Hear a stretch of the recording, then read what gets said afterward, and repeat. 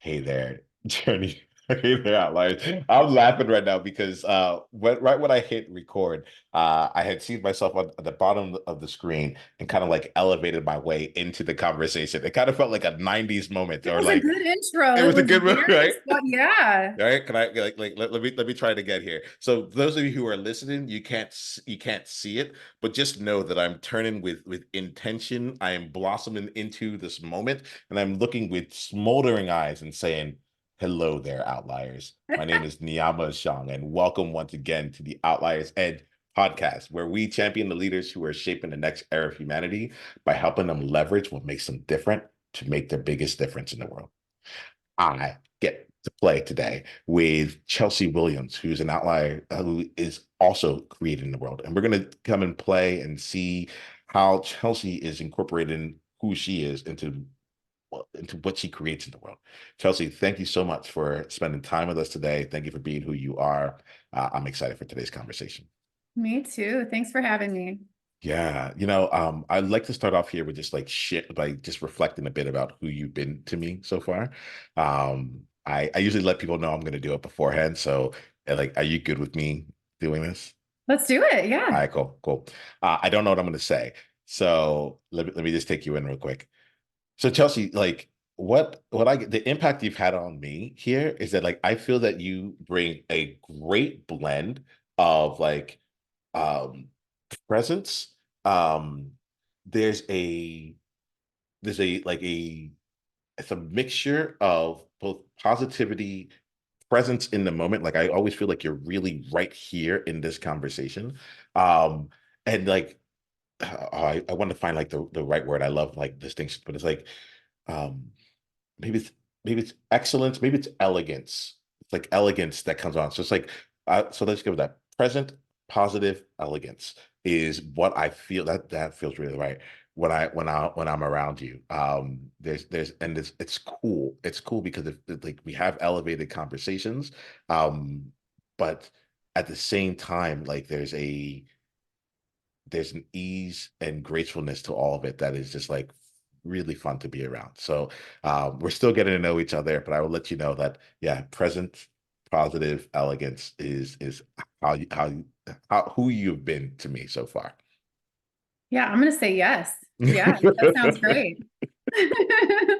So I do this. It helps. It like I feels like it gives me a chance to reflect and center myself. But I also think that if I'm being really honest, my whole thing is just like just to be in a place where we can see each other from different perspectives and to see things from here. So right now, why don't we go through the perspective that most others might already see you through and share a little bit about like who you are personally and professionally, and then let the conversation go from there. Yeah. Wow. Where do I start? So I like the term. I have a few different titles that I take on between my two companies and social media. And I think the one that encompasses both me personally and me professionally, because I'm truly standing in my passion. There's almost no distinction between me personally and professionally because it's so personal to me. But that title is Money Whisperer. And the reason why that speaks to both sides of that is because my profession is very stale and technical, and most people like to stay away from it or put it on the back burner or avoid it altogether.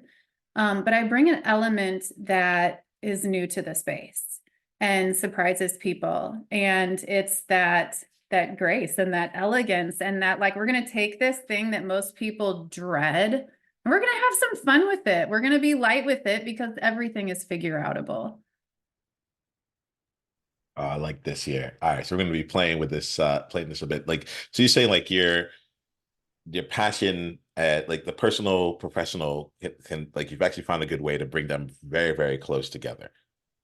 Perfectly. Like Yeah. I feel in complete in alignment and I can feel that. I feel that in my energy. I feel that when I'm interacting with my clients and my team and the people that we partner with and even in my personal life because what I do is working with business owners, but they're people managing money and individuals are people managing money and it's always and never about the money. And so it's that people, that understanding of people. I swear I was like a neurobiologist in another life. I love neuroscience and like understanding how our brain works and how we can change pathways and what it takes and all of the outside factors. And so I think it's these two superpowers that came together to form the Money Whisperer. So when did you first like hear the Money Whisperer? And when you heard it, how did it like how did it feel? Like did you take it on or what? Can I be honest? Yeah. I was trying to think of a phrase that would like encompass what I felt like I was doing and Yeah. where I got that from. Have you ever seen on the Discovery Channel or Animal Planet the dog whisperer? Yeah. Yep. I have. I have. I'm like, that's what like I could relate to was that idea of coming in and reading the energy and speaking the language because money has a language. And like, spoiler alert, that's why a lot of us avoid it. We don't speak the language and it's overwhelming. But that's where I got that idea was from the dog whisperer. And when I heard it, I was like, yes, that is it. That is it. Because it's energy and it's technical understanding of the person, or in the dog whisperer's case, the dog that you are working with. All right, so I've never ever heard that money has a language. So now I'm like I can't not find out more about this language real quick. Do you mind just like elaborating just a bit, and then we'll go in different directions. But like I'm like this is this is unique. I've never heard of this. I've never It heard of is. this. So Warren Buffett famously said that accounting is the language of business, and accounting is basically translating your numbers into a story. And so part of the language is like the big fancy words, like the balance sheet, the assets, your ratios, your KPIs, your ROIs, all of these acronyms and words that we're just like, I don't know what that is. I'm just gonna, it's like talking to a lawyer, right? We have no idea what they're saying. Um, but it is understandable. And that's the first step, right? Is getting the terms to speak the language. The second step is in how money moves, and money moves with energy. It is no coincidence that financial terms encompass ideas of water, like cash flow, liquid assets. Water is energy and it flows, and so does your money. So I've been hearing that money is energy in a bit, but I have never really put that the flow and the liquid part together. So that's really playing out for me really well. So tell me, like, when did you start your businesses? Like, what got you started? What helped you say, like, okay, rather than doing this with other people or doing it for other people, I'm gonna make this happen on my own. Yeah, I love this story because I am here by complete accident and just complete submitting and trusting to that I was on the path I should be. Um, so I graduated in 2005. Yes, I'm X amount of years old and I'm fine with that. And when I graduated, everybody was telling people our age to go into healthcare because baby boomers are a thing and they needed corporate America to be able to accommodate the folks that needed to be taken care of. And so I listened to they, and I went to college for healthcare administration. And my second year, this class showed up on my list. It was Accounting 101, and I had zero idea what the heck accounting had to do with it. I mean, it was computers for all I knew, no idea. And when I asked people, they were like, oh my God, it's terrible. I've taken it 3 times to pass it. I switched my major because I hate it. I'm like, okay, here we go. Let's see what this is about, right? But very quickly, me and accounting started having conversations because it's like my brain was wired to understand accounting. It's very type A in a way. Um, and so I figured if 90% of people hate this topic and I just seem to be built and wired for it, I should probably run with that. Right. And so while I was in that first class, it just so happened that the place I was working was shutting down and I had to find a new job. And so I interviewed for this small business owner who was growing so fast, just moved out of his garage to a downtown office. He brought me in for random stuff. He just knew he needed help. And then I remember a day that his CPA came into the office, and it is like that stereotypical image. If you can think of when you bring those empty paper reel boxes full of statements and receipts and like all of the paper that you think your accountant needs, that was how this scene was playing out, right? Mhm. Keep It going, was keep going. the thing. I can see, I can like, I'm picturing like this boxes upon boxes coming in, right? And like, the other thing about it is also like a stiffness that's all that also comes along with it here, right? So you're if I'm getting this right, you're there, you are kind of like a jack of all trades kind of like position here, and then this scene is playing out for you. All right, what happens next? Yeah. And so at this point, I'm just observing, right? Because I don't know much. I'm like maybe halfway through one college course. I'm thinking this is a 4-year expert degree. I don't know anything. And so as time went on, he could not get in contact with this CPA. And the thing is, this plays out so much now that I've been in the industry. What I was witnessing is how this industry of bookkeeping, accounting, and taxes is reactive. It is a very reactive industry. And so that's what I was observing. And it got so bad to the point where he was like, you know what, I'm just going to find somebody else to do it. And so here I am, almost done with my first accounting course. And I was like, hey, I've taken almost an accounting course. I mean, I think that I can try to figure it out. And he gave me the opportunity. And that is where it all started for me.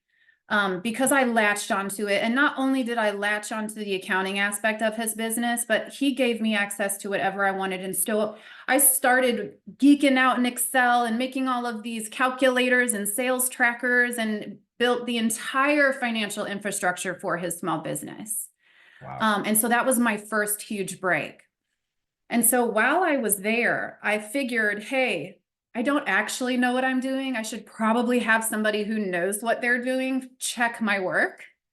Right. And so I found a local tax and accounting office and met with the owner. And I was like, hey, I just need somebody to look over this stuff and make sure I'm not messing up this guy's numbers.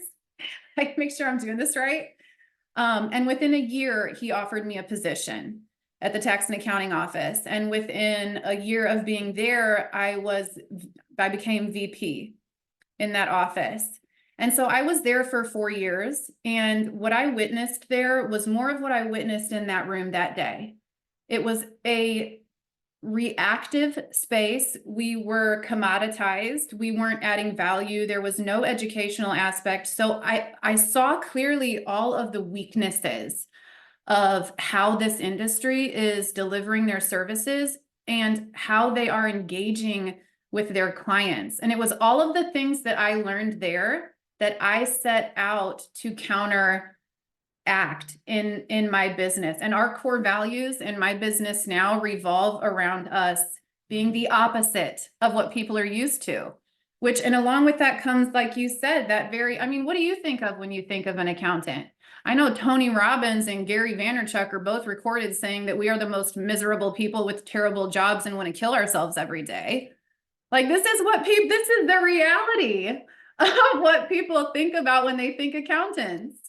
Yeah, I like, so the thing is, Chelsea, like it's that my background was I went to college originally as a math major, very much in the space of like, hey, most people don't like math, so if I come in as a math major, then that probably gives me something there. I ended up becoming a retirement actuarial consultant, so I did like actuarial work for a very long time.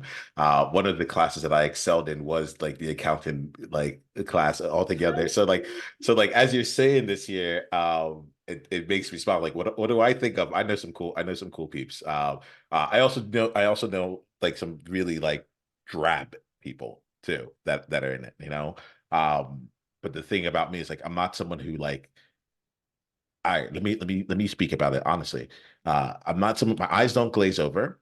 But I often put it in my like in my business, in my life, as just like a thing to do at a certain period of time. And like I will, when you say reactive, I'm like, taxes are coming. Let me now, like, gotta go do something. And when you talk about it, like telling a story and all that stuff, I kid you not, like I listen to you and I actually get excited about it because I like numbers. I like numbers. Like it took me a while to like bring it into my business, but I'm like, I want to know how we're doing. And I also want to like, I want to be able to tell the story of like where what's like ROI is very big. So how are we leveraging things? Like where are our inputs and what are the outputs? And what are the inputs that are leading to the best outputs? And how can we make like I'm a maximizer. So I'm like, let's cut the things that aren't working. Let's do the other things here. And that's so as you talk, it's really bringing up in me how much in my own business. I was literally thinking about this earlier today. I'm like, I wonder how many things right now I'm paying for that I started paying for a year or two ago, and they're just there. And maybe I do something with it, or something like I'm playing too far in the dark around this year. And so like as you're talking, yes, I'm thinking about that accountant, but I'm actually thinking about me, and I'm not even afraid of numbers. Like I like this stuff, you know. Um, I don't love it like you do, but I like it. Like I can tell you love it. You're like, oh, this is good. This is my jam. Like, but I'm like, I think about that. I'm like, wow, that's what's flowing through me as we're talking right now. Yeah. And I mean, again, I said in the beginning that like where I work with businesses, but these are people and people manage money. And just like you said, that thing that we sign up for that we don't know, like that is your Prime subscription individual person who's listening to this, right? Because these are the tendencies and the habits that we bring forth into our business finances. And your number, the data that you can extract, like your numbers can be a compass. They have a story to tell. And when you begin to speak the language, you can have a conversation and you can ask questions of your numbers, like you just did. Like, okay, what don't we need? What can we change to open up margins? How much more revenue do I need to bring on to hire such and such person? I mean, these are fluid conversations that you can start to have and that will help you paint a picture of your potential financial futures based on your decisions today. It's very powerful stuff. It's fun here because like what's there's two things that are going on for me. One of them is like, oh, I wonder if I'll ever really like love it to the extent that you're talking about it, right? But I think that the part that really gets me is like being able to make better decisions, and being able to like have real insights. Like I'm actually like going against this right now, with myself, with people that I'm with, like earlier this year, I decided that I recognized that not earlier this year, so a year ago, I realized that I went down coaching. I work with people to bring out their differences in the world and to create business models and other kinds of models around it that incorporates who they are, right? And how they see the world, right? And I was doing this in a way where I was like holding deep space, having powerful conversations, so on and so forth. But like to this day, I've yet to meet someone who has pulled out like Excel and has like known or like more or done more with it than I did. And I haven't used Excel in like 6 years, maybe longer now, 10 years now, really. Not like really use Excel. I use Excel regularly, but like I mean, I barely have to do a VLOOKUP nowadays, Level you know. two. Yeah. Yeah, you know what I'm saying? And it's not that I need to challenge anyone. I don't need to have like an Excel off with anyone, but it's one of those things where I realize I'm like, I'm good at this. Like something about like I have a skill set here. And to you almost to your point, it's like, and a lot of people are like hesitant around these things, but it's actually really important. And so when you're talking here, I think like some of the things that come to my mind are like, how do you create insights from like it's the insight part that comes to me. Like it's the element of being able to tell those stories here. And I'm curious about like how you it almost feels like like when people work with you, like they get to partner with you to help them like tell the story that's there. It like help me see that bridge because it's almost like because I'm not feeling I let me say this. I feel that I would get excited to be like, oh, Chelsea's coming. I get to know what's happening with like what's happening in my numbers, and I'm excited to know about it because it's being like in a way that I can digest. But I may not be the person that still comes out there and says, oh, I can't wait to read all my reports on my own. So I'd be kind of curious about like how people actually work with you, like what the experience is, because there's just more people who don't feel the way you do than like people who don't whisper money than people who do, And so I'd be kind of curious about how that actually plays out. Yeah. And it can be a struggle sometimes because look, I mean, I'm a unicorn. People that we're Thank you for being unicorns, the if you unicorn, by the like to way. look at that, Yeah. Like it can be rough, but Yeah. we really try to engage them. And I think the most engaging part of what we do is when we work with business owners and we have that initial conversation with their numbers, and their numbers tell us, well, we're not good at collecting what we invoiced people. Like we're not making people pay. So we have a cash flow issue and our team isn't. If like we have these conversations, and then I have to go to the business owner and consult them and get their side of the story, and put them both together. And so what happens is we know at a minimum what your financial reports should be communicating to us. So if there are gaps in information, the first thing we need to do is bring those to awareness and secure that financial foundation, get rid of those gaps. But here's where they get engaged.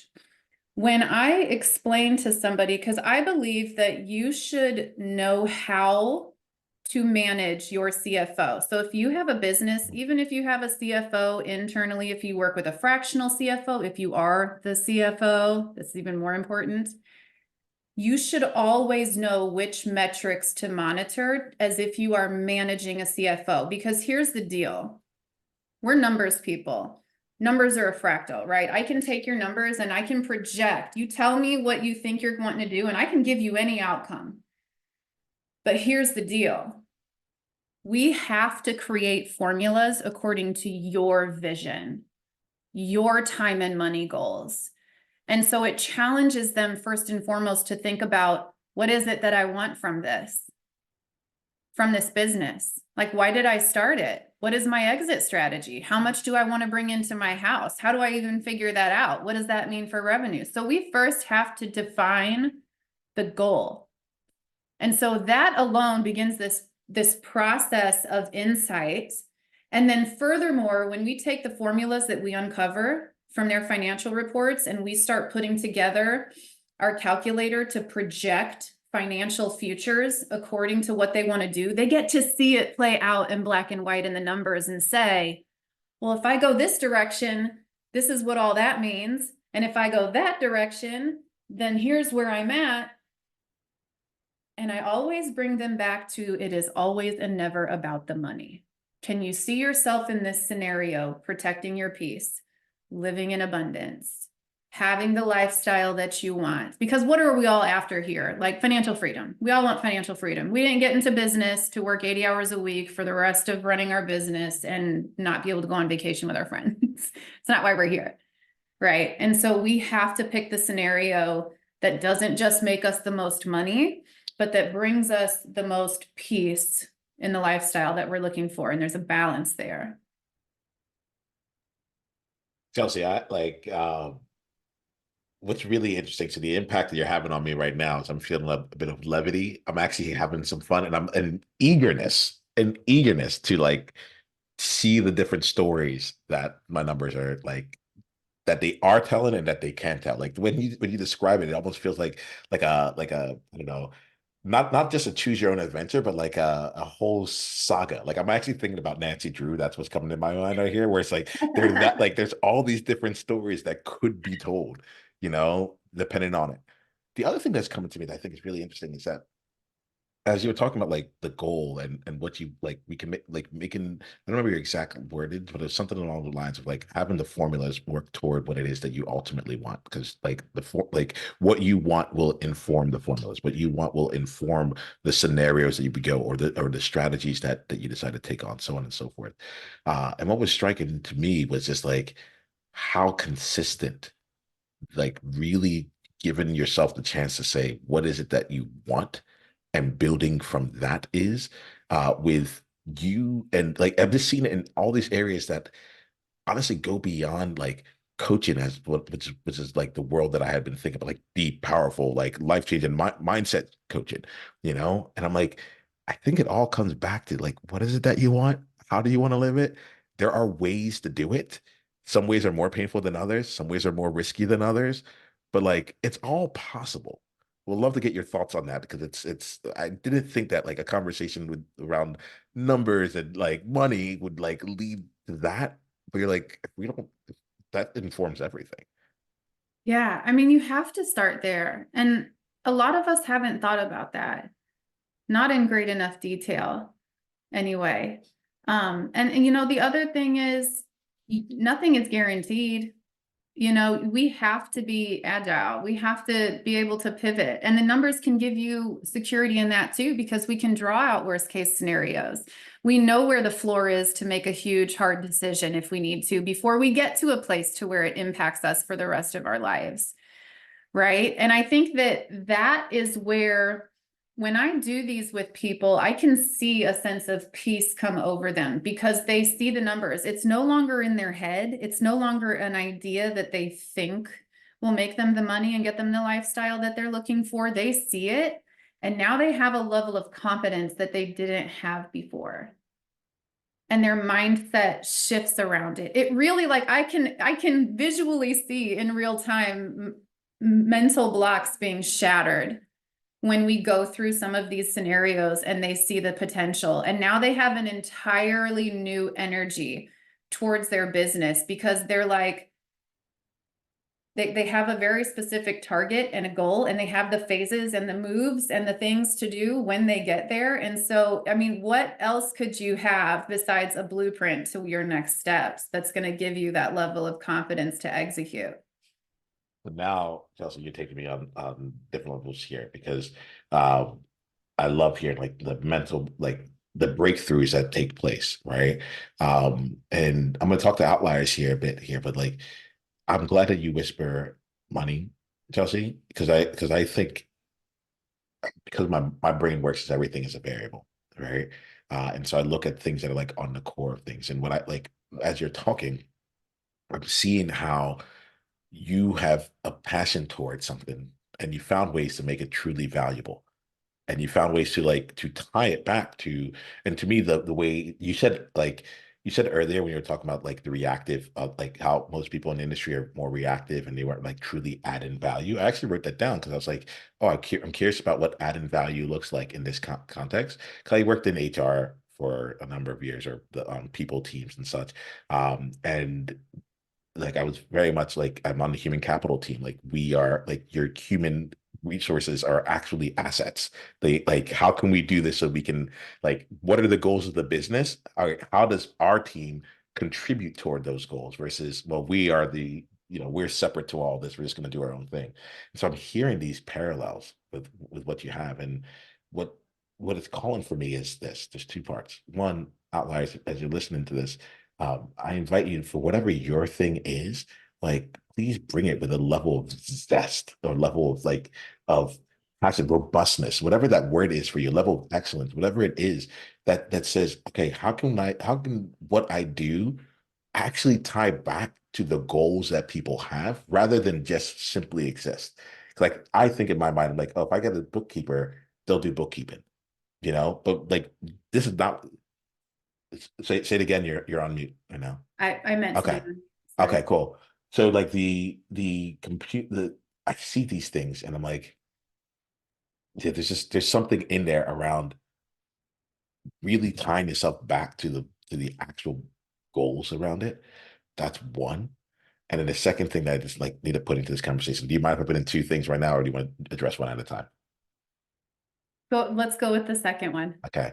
The second one for me is like it's wild to me so I live in a world where I get to spend time with a lot of people who are in the transformation space. And what's getting to me is I'm like, oh, Chelsea's in transformation. I just like, and what comes to me is the idea of meeting someone who takes people on like chakra, like meditation retreats and like can go all I spend time with a lot of people who have a lot of different skills, and I'm like, I don't know if there's anything fundamentally different between what you're saying. You're using money and whispering it there, but like they might be energy whisperers or they might be like chakra whisperers. Like there's nothing fundamentally different if you zoom out enough. It's like it's another thing that people don't understand. There's another thing that people are like shy away from. Like it's another thing where they're like, look, it's important. I get it. Like, but like I'm not here to eat, pray, love, like whatever it is, right? And so as I'm thinking about this, it just like it hits this extra level of the conversation. So I'll be curious if you have anything to say around that, but like I just didn't realize how transformational what you do like could be and how like universal or similar that applies at its core? You're so right. You're so right. It all leads to the same thing, which is personal growth and evolution. I'm just using money as my vessel to get through to the person, because anything that you want to achieve in life, you have this thing that you want to do, right? But then you have the follow through to actually make it happen, which requires that you show up and do things and for an extended amount of time. And it's all the same. So taking it to money, let's say we set a goal. Okay, great. Here's this goal, and we're going to get there in 3 years. Now it's about what you do every day, every week, every month, every quarter, every year until you get there, because you cannot measure what you cannot see, right? And so the challenge is, in order to get something different, you have to do something different. And doing something different, especially when it comes to money, which is already something that a lot of us are just like ick about, right? So we have to show up to this ick thing, right? It's in the follow up, the follow through, the follow up. Can you change your habits? Can you begin to take on new beliefs and let go of old ones? Because I'm a firm believer that if you are a business owner, your business will only ever grow and evolve as much as you are willing to look in the mirror and grow and evolve. That place that you're avoiding in the mirror, your business is going to be stuck until you look at it. Your money story is no different. Your story is not going to change until you are willing to change your beliefs and your habits around the things that go into your money. Well, Chelsea, I think it's a good time for us to start wrapping up this conversation, because you it's really fun being in your space, because as we're talking, I'm having a conversation with you, and I'm like, am I asking the types of questions I would normally ask? And I'm like, I actually don't need to, because you are living, you are in alignment. It's just it's lived out loud, and we get to see the difference you make, because you're already like, hey, I look at things differently here. It's all there. It's everyone can do it, but you do, and it already comes through. So why don't we do this here? Let's wrap up this conversation. I'm going to ask you 3 questions overall, right? The first one is this. So for any outlier that's out there, that is, I actually think you might have to, I might have to make it into two parts, because I think you might have to get two. I want to get your thoughts on 2 things. That's exactly it. I'm going to make it in 2 parts, because I want to get your thoughts on 2 things. First one is for any outlier that's out there that's looking at their business, looking at their life, and is like trying to that wants to look at like their money differently, right? What recommendation, what takeaway do you have for that person?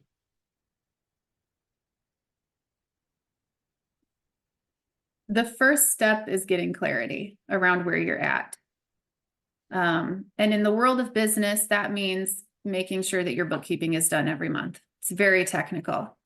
And just be willing to open up the conversation. Be willing to learn a few words, and be willing to sit down with your numbers, and be willing to work with people who are going to help you reach those goals. The second question that comes along here is like it's really coming into the passion, the skill, like you found something that you love. And I know that the outliers listening to this have something for themselves that they love, right? So do you have anything that you'd like to say to anyone who's like, I want to do more with what I love, and honestly, that are like, but people don't get it, or people don't understand, or so on and so forth. Do you have anything to say in that case? Permission to be excited. It is 2024. There are so many ways to make money nowadays. You don't have to follow anybody's template. Like, the sky is the limit. And if you have something that you love, somebody somewhere probably would pay. They value it that much. It is an exciting time to be an entrepreneur. I love it. So let's do this here, Chelsea. If anyone wants to like continue down the journey with you, stay in your world, see work with you or anything like that, where's the best place for them to go? Yeah, we have quite a few different socials, which will be linked to this episode here, but the name of our company is Money Mastery. Wonderful. And then the last question I'll ask you is this. A lot of times people will come in and they'll talk about if you had a message to lead to yourself 20 years earlier, what would it be? I actually want to look at it from the other direction. It's almost like a time capsule. Like if there's a message that you are going to leave in this moment for yourself to pick up later on, let's say 20 years. And with you, I'm gonna have it appreciate with time as well. Like I just feel like that there should be some kind of compounding that takes place, right? If you, the Chelsea, in what's the message you would leave right now that Chelsea 10, 15, 20 years from now would really appreciate being reminded of? I can't wait to meet you. We're gonna do some big things, girl. And with that, we are complete. Thank you so much here, Chelsea. Really appreciate you here. Thank you for bringing all of you to this conversation. It's been an absolute pleasure. Thank you for having me.